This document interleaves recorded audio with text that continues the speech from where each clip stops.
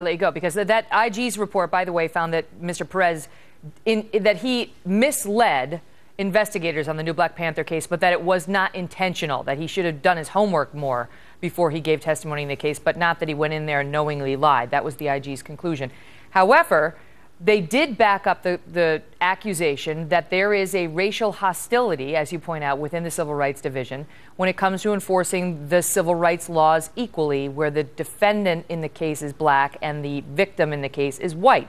That there's a racial hostility within the DOJ when it comes to those cases, and in particular that exists under Mr. Perez's Civil Rights Division, as it did prior in the Bush administration. Is it not less controversial then to have Tom Perez move over to labor than to allow him to stay at civil rights?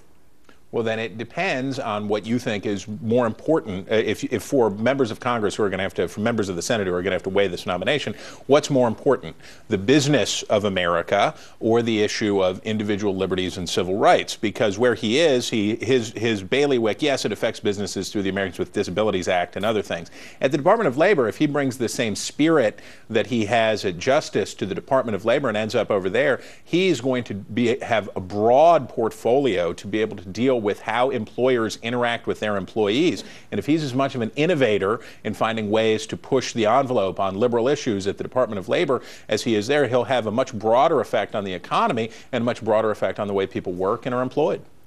As we speak, we are just getting this breaking news in that Senator Vitter is coming out and saying that he will block the Perez labor nomination, saying he is committed to doing that